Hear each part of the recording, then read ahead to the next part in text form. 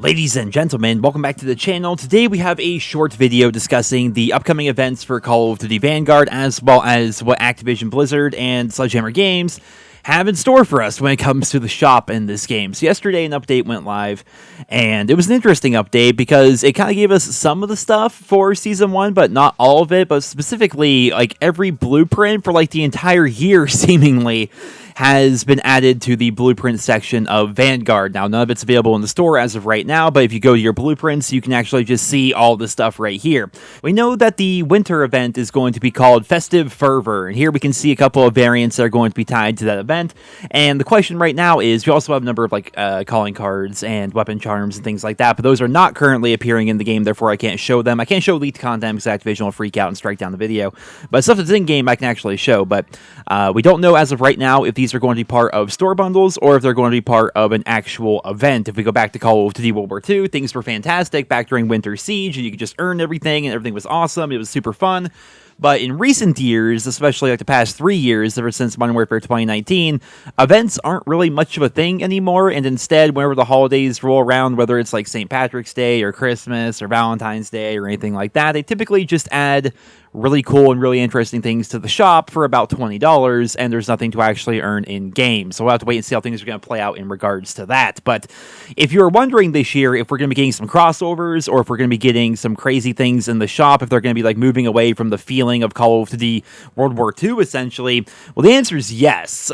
Look at some of these variants right here, man. Like, I don't know about you guys, but I'm not sure Granddad used a weapon that looked anything like this. This looks like something out of, like, Doom or something like that. Like, I have no idea what's going on here. Then you look at this variant, it looks like they took like the sun rays that we had on Gavutu back during the beta when they nerfed the sun, and they took the power that they took from the sun and put it on this variant, for crying out loud. It's ridiculously bright.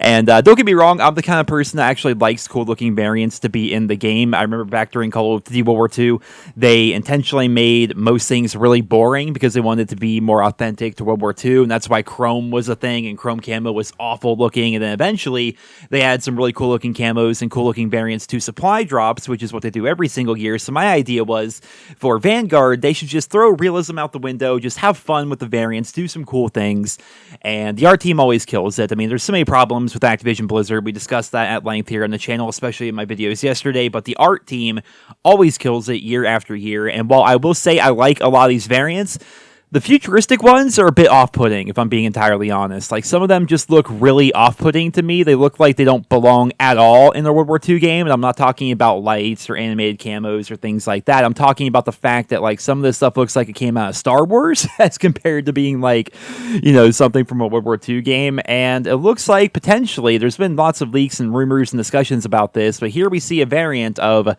It looks like the Volkssturmgewehr, I can't quite tell, but it kind of looks like Captain America's logo is right there. And people have been talking about Captain America potentially doing like a crossover with this game. We do have it in the game files, and we do have animations in the game files now of the swords from Attack on Titan, like the two katanas, but it's not going to be the same katana that we're going to be getting with Season 1. So, yeah, it looks like crossovers are definitely going to be a thing this year. But overall, weapon variants are looking pretty insane. Chances are, if I'm just going to be pessimistic here for a second, I feel like a lot of this is going to be tied to the shop, and it's going to require you to spend your real-life dollary dues as compared to you playing the game and enjoying the game and leveling up and unlocking things like we could back in the day. That's just kind of the state of the Call of Duty franchise right now. It seems like a lot of stuff that is really cool is never earnable. You have to actually pay money for it if you want to use it. But of course, we'll have to wait and see how things are going to play out. Hopefully, the winter event, the Festive Fervor event, is actually going to allow us to earn these different weapons and calling cards and weapon charms and things like that, because it just adds to the fun of COD when events are actually good. But we'll have to wait and see how things are going to play out. But ladies and gentlemen, that's all for this short little video. Season 1 begins tomorrow at 9 a.m. Pacific and noon Eastern, so stay tuned for that. Obviously, I'll be covering the Warzone update as well as everything going on with Season 1, the new maps, the new guns, the new battle pass, all that stuff, so stay tuned. I hope you guys will enjoy this short little video. If you did, consider leaving a like. Thank you all so much for listening. Be sure to subscribe if you're new around here, and I hope you guys all have a wonderful day.